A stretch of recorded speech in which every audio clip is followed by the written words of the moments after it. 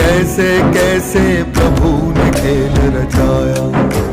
भक्त और भगवान के प्रेम का दर्शाती नाता।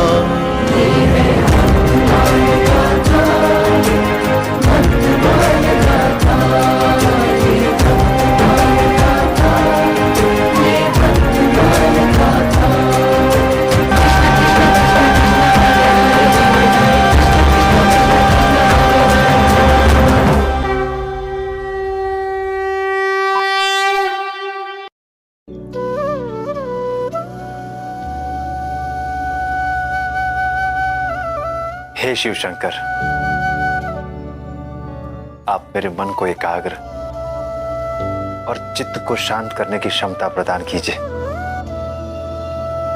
जिससे मैं अपने गुरुदेव के निर्देश और आपके आदेश का पालन कर सकूं।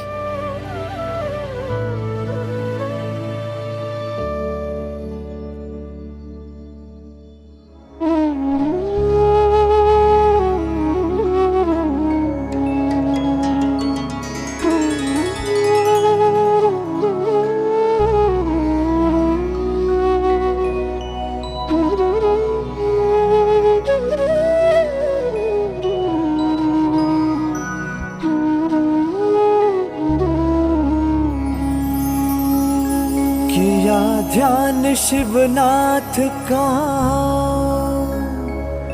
नेत्र किए हैं बंद, लिखते तुलसी रामचरित, मिला के दोहा छंद। गुरुवर का निर्देश यही है, शिव जी का आदेश, गुरु आज्ञा को पूरा करना, यही तो परमानंद। किया ध्यान शिवनाथ का, नेत्र किए हैं बंद, लिखते तुलसी रामचरित, मिला के दोहा छंद।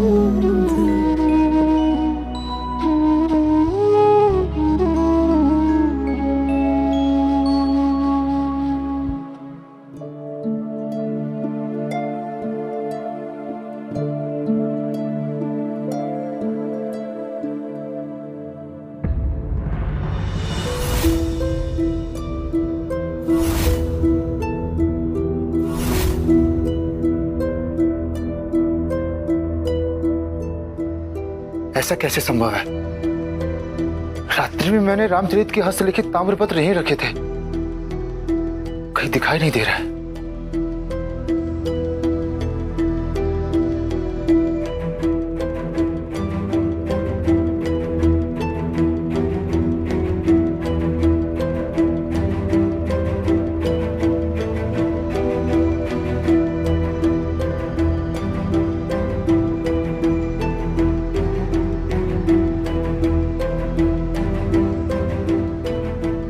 महात्मन, आपने किसी को आश्रम में आते हुए देखा था क्या? क्या आपने किसी को रामचरित की हस्तलिपि ले जाते हुए देखा है? आश्रम में जाते हुए तो मैंने किसी को नहीं देखा, परंतु आप ऐसा क्यों कह रहे हैं? और फिर कोई रामचरितमानस की हस्तलिपि लेकर क्या करेगा? ब्राह्मण देवता, मैंने आश्रम के भीतर प्रत्येक स्थान पर देख लिया, किंतु मुझे रामचरित का हस्तलिखित ताड़पत्र कहीं नहीं दिखाई दे रहा है। महात्मा, मेरा आपसे निवेदन है, आप पुनः देखिए, ताड़पत्र भीतर ही होगा। ब्राह्मण देवता, मैं कई बार देख चुका हूं, मुझे लग रहा है कोई बाहरी व्यक्ति ही रामचरित के सुलेख को ले गया होगा। घोर आश्चर्य। मेरा आपसे निवेदन है, आप रामचरितमानस को दोबारा से लिखिए। कोई भी आपका सुलेख चुरा सकता है, परंतु आपकी विद्या और ज्ञान नहीं। आप उचित कह रहे हैं विप्रदेव।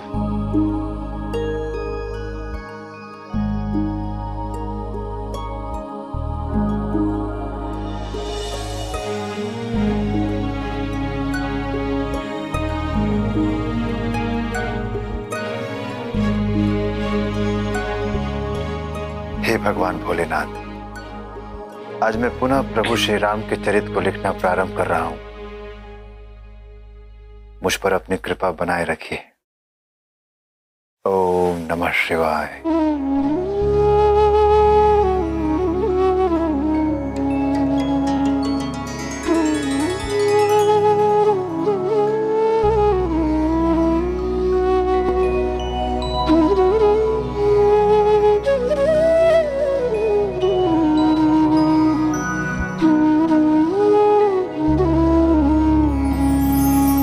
पुनः किया प्रारंभ चरित को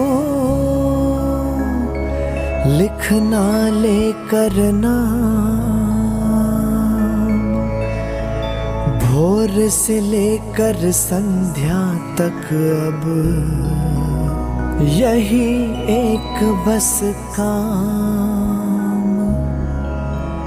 लिखा दिवस भर ध्यान लगाकर, रात्रि करे विश्राम। बसा हृदय में चित्र प्रभु का, जो तुलसी के राम।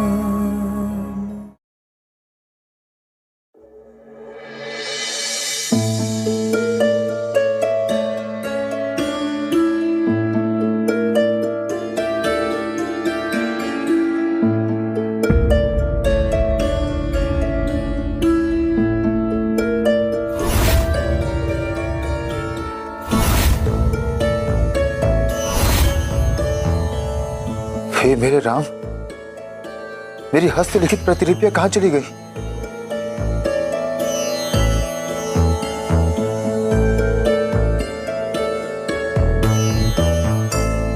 हे ईश्वर, ये क्या हो रहा है?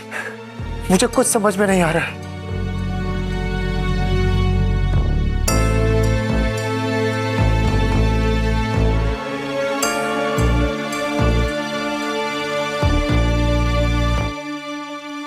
किंतु ऐसा कैसे हो सकता है? कहीं कोई मेरी हस्तलिपि की चोरी तो नहीं कर लेता है? कदाचित मैं कभी कुंडी नहीं लगाता, तो कोई रात्रि में आकर ले जाता होगा। आज से मैं कुंडी अवश्य बंद करूंगा।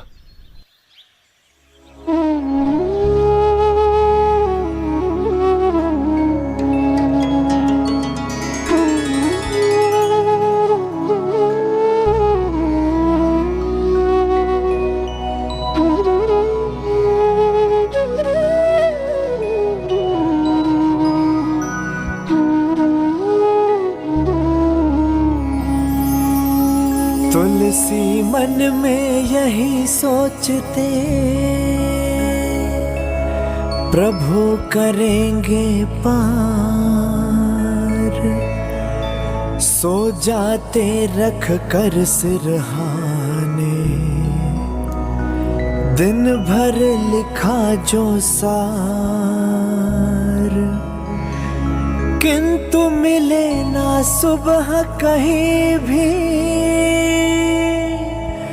प्रतिदिन बारंबार। कैसे पूर्ण करेंगे इसको, मन में है ये भार। तुलसी मन में यही सोचते, प्रभु करेंगे पार। सो जाते रख कर सिरहाने, दिन भर लिखा जो सार।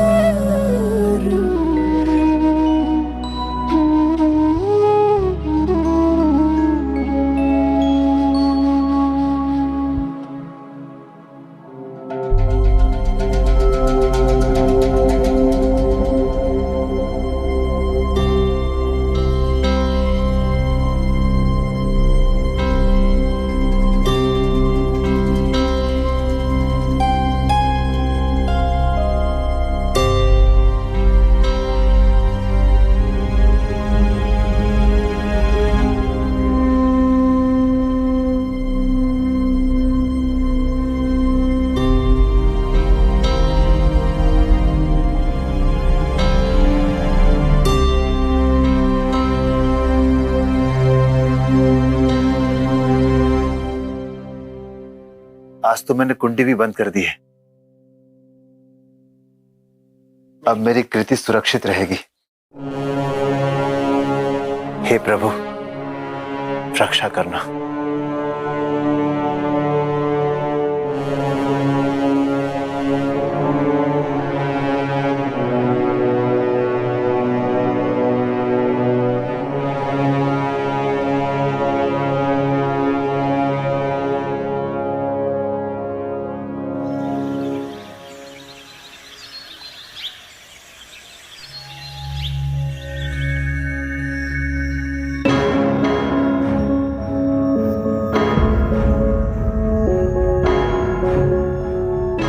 घोर आश्चर्य,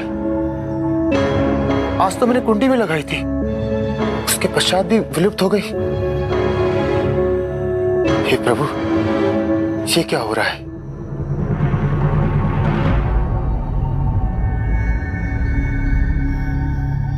अब चाहे कुछ भी हो जाए, मैं प्रभु श्री राम के चरित्र को बारंबार लिखता रहूंगा।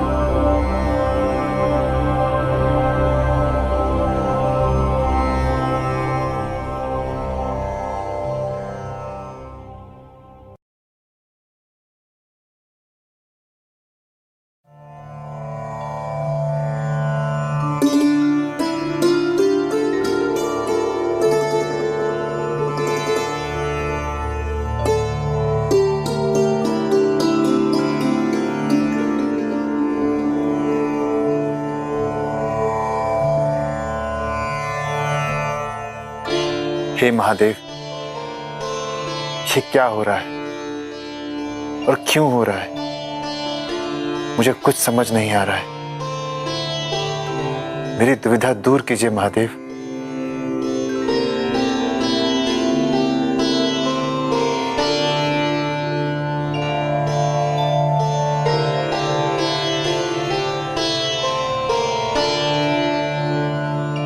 तुलसी,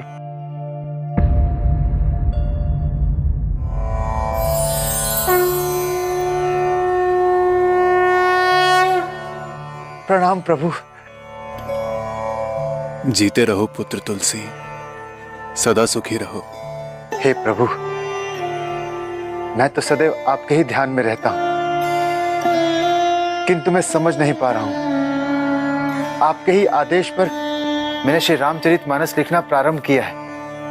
मैं प्रतिदिन श्री रामचरितमानस लिखता हूं और अपने सिरहाने रखकर सो जाता हूं, और जब प्रातः उठता हूं तो श्री रामचरित की हस्तलिखित प्रतिलिपियां अदृश्य हो जाती। मैं उसे छिपा देता हूं।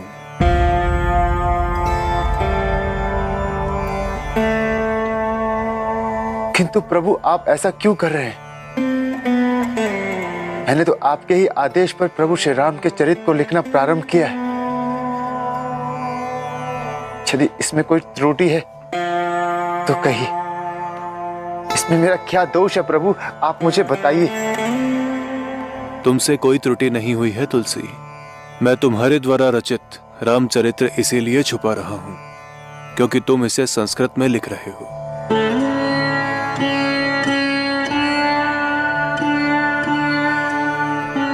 हे महादेव, मैं आपका आशय नहीं समझा।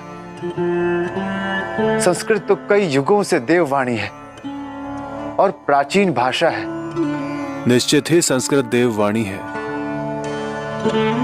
परंतु आम जनमानस की भाषा नहीं है। आने वाले समय में कलयुग का प्रभाव और अधिक बढ़ जाएगा, तो संस्कृत को समझने वालों की संख्या भी कम हो जाएगी। इससे आम जनमानस तक यह रामचरितमानस कठिनाई से पहुंच पाएगा, और तुम्हें तो इसे जन जन तक पहुंचाना है। इसीलिए जनसाधारण की भाषा में ही रामकथा लिखना है, जो भाषा आम बोलचाल की हो।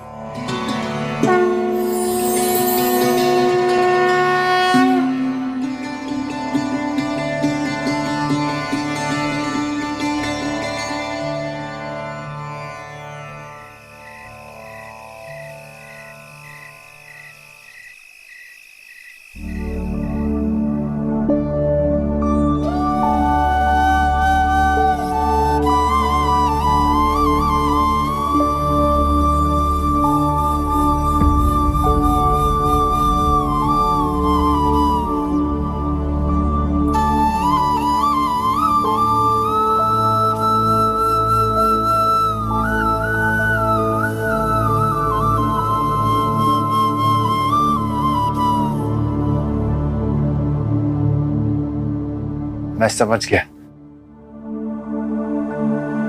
जी आपकी लीला है प्रभु।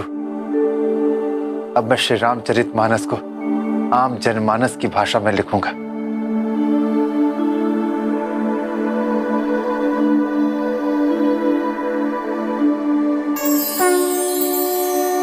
प्रभु आपको बारंबार प्रणाम।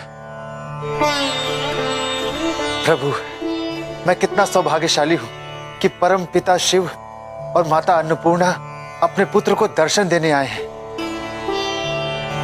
किंतु गुरुदेव, मुझे भोजन कराने वाली माता कौन थी? पुत्र, वह साक्षात अन्नपूर्णा माता पार्वती हैं।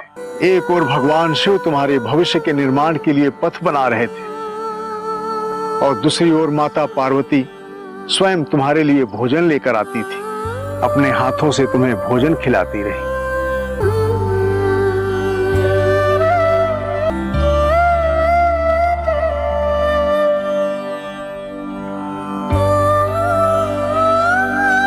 अपने इस संपूर्ण जीवन में मैं शिवजी को अपना परम आराध्य मानूंगा और माता पार्वती मेरी माँ है। आपने मुझे साक्षात दर्शन देकर मेरा जीवन धन्य कर दिया। कहीं मैं स्वप्न तो नहीं देख रहा हूं? नहीं तुलसीदास, तुम इस समय यथार्थ में हो और यही सत्य है। और हमने जो स्वप्न में तुमसे कहा वह भी उतना ही सत्य है।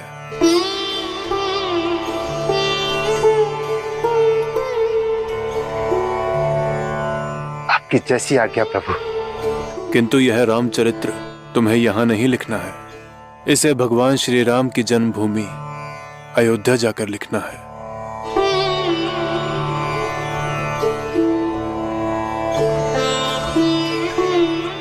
जो आ गया भगवान, किंतु एक असमंजस है। कैसा असमंजस तुलसी? हे महादेव, आपके आदेश अनुसार मैं प्रभु श्री राम के जीवन गाथा को आम जनमानस की भाषा में लिखूंगा, किंतु ये मान्य होगी या नहीं इसकी मुझे शंका है, क्योंकि प्राचीन काल से लेकर आज तक जितने भी ग्रंथ, पुराण, शास्त्र लिखे गए हैं वो देववाणी संस्कृत में ही लिखे गए हैं। तुलसीदास, देवभाषा संस्कृत में तो भगवान श्री राम का चरित्र त्रेता युग में महर्षि वाल्मीकि पहले ही लिख चुके हैं। तुम्हें रामचरितमानस को जन जन तक पहुंचाना है, उसका प्रसार पूरे संसार में करना है। इसीलिए तुम्हें प्रभु श्री राम के चरित्र को आम बोलचाल की भाषा में ही लिखना है, जो सरल और स्वाभाविक हो। हाँ पुत्र, श्री राम का चरित्र तुम्हें इस प्रकार लिखना है कि मनुष्य रामचरितमानस को पढ़ के उसे समझ सके तथा उसे अपने जीवन में उतार ले, तभी उसका कल्याण होगा। आम भाषा में ही रामचरित का प्रचार और प्रसार संभव है पुत्र। जो आ गया माता। मैं तुम्हारी शंका का निवारण भी कर देती हूँ और तुम्हें आशीर्वाद देती हूँ। सामवेद ऋचाओं का जितना महत्व है उससे भी अधिक महत्व तुम्हारे द्वारा रचित रामचरित को मिलेगा। हम तुम्हें आशीर्वाद देते हैं तुलसीदास। तुम्हारे द्वारा रचित भगवान श्री राम के जीवन चरित्र से समस्त संसार में तुम्हारा यश फैलेगा। किंतु अभी रचना प्रारंभ करने की आवश्यकता नहीं है। पहले तुम अयोध्या जाओ, समय आने पर इसकी प्रेरणा तुम्हें स्वयं ही मिल जाएगी। उसके पश्चात तुम राम भक्त हनुमान की सहायता से इसे अयोध्या में ही प्रकाशित करना। हे भोलेनाथ, आपने मेरी दुविधा दूर कर दी। आप समस्त संसार के मार्गदर्शक हैं। आपके आदेश का पालन करते हुए अब मैं श्री रामचरितमानस को आम जनमानस की भाषा में लिखूंगा।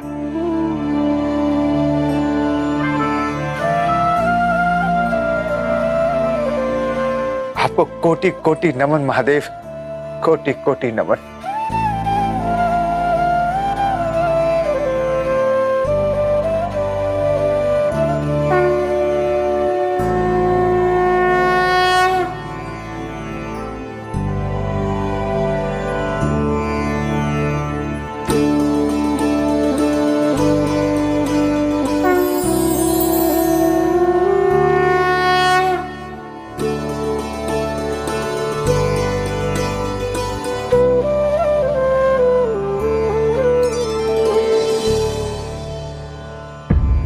परम कृपालवे श्री सद्गुरु भगवते नमो नमः। जय श्री राधे, जय श्री कृष्ण। अनेक भक्तों के प्रश्न आए हैं कि श्री हनुमान जी ने गोस्वामी तुलसीदास जी को काशी जी में दर्शन दिए, और जब उन्होंने राम दर्शन की इच्छा प्रकट की वरदान स्वरूप, तो हनुमान जी ने कहा चित्रकूट जाओ, वहां राम जी के दर्शन होंगे। और इसी प्रकार आज आपने देखा भगवान शिव कहते हैं कि अयोध्या जाओ काशी जी से, वहां रामचरितमानस लिखो। ये कारण क्या है? ये दोनों कार्य काशी जी में भी तो हो सकते थे। इसी प्रकार भागवत जी में देवऋषि नारद जी वन के मध्य मिलते हैं ध्रुव को और कहते हैं मधुबन में जाओ, वहां तप करो।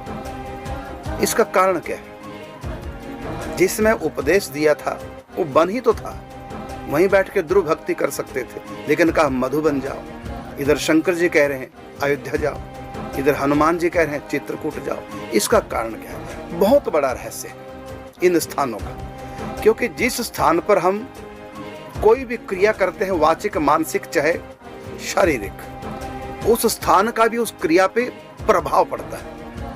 इसलिए हम लोग तीर्थों में जाते हैं। अब आप घर में दान कीजिए और तीर्थों में जाकर दान कीजिए, 100 गुना अधिक फल मिलेगा, क्योंकि वहां का प्रभाव। इसी प्रकार रास हुई थी कुरुक्षेत्र में, तो श्री कृष्ण कहते हैं राधा रानी से, आप भी वही, मैं भी वही, मेरी सखियां भी वही, रास भी वही। तो जो आनंद वृंदावन की रास में था, यहाँ क्यों नहीं आया? तो राधा रानी कहती है प्यारे सब कुछ वही है, लेकिन ये कुरुक्षेत्र है, वो वृंदावन है। मतलब क्रिया के ऊपर स्थान का असर होता है। तो काशी से क्यों भेजा गया? तो हनुमान जी ने इसलिए भेजा कि काशी जी से जाओ चित्रकूट, क्योंकि चित्रकूट भगवान 13 वर्ष रहे लगभग। और किस लिए चित्रकूट में रहे? समस्त तपस्वियों को, साधु संतों को दर्शन दे करके उनका जीवन कृतार्थ करने के लिए। तो मुख्य लीला चित्रकूट की यही है कि भगवान ने सबको दर्शन दिए, और जितने भी संत थे सबके मन में भाव, हम राम जी के दर्शन करेंगे, राम जी के दर्शन करेंगे। तो राम जी के दर्शन करने 13 वर्ष तक हजारों संत आते थे। तो उस स्थान पर दर्शनों के लिए जो संत लालायित रहते थे, वो परमाणु अब भी वहां है। दर्शनों की प्रबल कामना लेकर के सब संत आए, तो वो अब भी वहां पर उसके परमाणु हैं, सूक्ष्म तरंगे हैं, और वो तरंगे तुलसीदास जी के मन को प्रभावित करेंगे, उनकी और लालसा बढ़ेगी। इसलिए हम तीर्थों में जाते हैं। इसी प्रकार अयोध्या मर्यादित प्रेम की भूमि है, और रामचरितमानस में प्रेम की चर्चा है, कैसे भगवान अवतार लेकर के अपने भक्तों से प्रेम करते हैं, फिर 14 साल के विरह में संतप्त रहते हैं, वो प्रेम। और काशी जी है मुक्ति का स्थल, काशी जी मुक्ति की भूमि है, ज्ञान की भूमि है। हरिद्वार वैराग्य की भूमि है, और बद्रीनाथ ये योग की भूमि है। नैमिषारण्य ये तपस्या की भूमि है। वृंदावन ये प्रेम की भूमि है। काशी में जाकर जब हम सिद्ध करते हैं ज्ञान को, जल्दी सिद्ध हो जाएगा, और वृंदावन में आकर आप ज्ञान को सिद्ध करना चाहेंगे, नहीं हो पाएगा, बड़ा मुश्किल पड़ जाएगा, क्योंकि प्रेम की भूमि है। उद्धव जी यहाँ आए थे ज्ञान का उपदेश लेकर के, गोपियों को ज्ञान सिखाने, लेकिन गोपियां नहीं सीख पाई। कारण क्या? क्योंकि प्रेम की भूमि है, यहाँ ज्ञान सिद्ध नहीं होगा। और उद्धव का प्रेम सिद्ध होगा, क्योंकि प्रेम की भूमि में उद्धव जी आ गए। तो अलग अलग स्थानों की अलग अलग महिमा। तो काशी जी है मुक्ति की भूमि, ज्ञान की भूमि, और रामचरितमानस में मुक्ति से भी आगे की बात बतानी, इसलिए रामचरितमानस में कहा है कि धर्म न अर्थ न काम रुचि, गति न चाहूं निर्वाण, मुक्ति भी नहीं, जन्म जन्म रति मतलब प्रेम, राम पद यह वरदान न आ। प्रेम की भूमि, इसमें प्रेम परसना है। इसलिए कहा कि अस विचारी हरि भक्त सयाने, मुक्ति निरादर और भक्ति लुभाने। मुक्ति निरादर मतलब मुक्ति से भी आगे की चर्चा करनी है रामचरितमानस में। तो अयोध्या मुक्ति से भी आगे, ये ज्ञानातीत भूमि है, प्रेम की भूमि है, मर्यादित प्रेम की। तो रामचरितमानस में मर्यादा परसनी है, किस प्रकार मर्यादा में रहकर प्रेम का आदान प्रदान होता है। और ये बहुत ऊंची वस्तु है। कहा कि भक्ति सुख के सामने ब्रह्मानंद तुच्छ होए, कोटि गुना करी ब्रह्म सुख, भक्ति सम नहीं सोए। ये भक्ति की, प्रेमा भक्ति की भूमि है अयोध्या। और इस रामचरितमानस ग्रंथ से यह सिद्ध करना है कि ज्ञानातीत प्रेमा भक्ति होती है, इसलिए उस स्थान पर जाकर ही ग्रंथ लिखा जाए। और काशी ज्ञान की भूमि, मुक्ति की भूमि, और रामचरितमानस में ज्ञानातीत वस्तु को देना है, मुक्ति से भी आगे भगवत प्रेम, प्रेमा भक्ति परसने। इसलिए रामचरितमानस में कहा अस विचार हरि भक्त सयाने, मुक्ति निरादर और भक्ति लुभाने। मुक्ति जहां फीकी हो जाती है उस प्रेम के आगे। तो इसलिए मर्यादित प्रेम की भूमि अयोध्या जी है। इसलिए भगवान शिव कहते हैं रामचरितमानस वहीं लिखो, क्योंकि जिस स्थान पर जो कार्य होता है उस कार्य में सहयोग मिलता है उस स्थान का। ये आपके प्रश्न का उत्तर है, जो कि आपने कई बार पूछा कि हनुमान जी ने चित्रकूट में क्यों भेजा दर्शन करने के लिए, काशी में भी तो हो सकते थे। और आज भगवान शिव ने गोस्वामी तुलसीदास जी को अयोध्या क्यों भेजा कि वहां लिखो, ये कार्य वहां होगा, वो आपको उत्तर दिया है। और दूसरी बात, गोस्वामी तुलसीदास जी संस्कृत में लिख रहे थे रामचरितमानस, और भगवान शिव प्रत्येक रात्रि को आते, लिखा हुआ पर्चा चुरा लेते, भोजपत्र चुरा लेते, और अंत में रहस्य उद्घाटन किया भगवान शिव ने प्रकट होकर के, वो ये कि हिंदी में बोलचाल की भाषा में लिखो। संस्कृत में तो है ही है वाल्मीकि रामायण, लेकिन अब हिंदी में, क्योंकि आगे आने वाला घोर कलयुग आएगा, लोग संस्कृत नहीं जानेंगे, अनभिज्ञ होंगे संस्कृत से,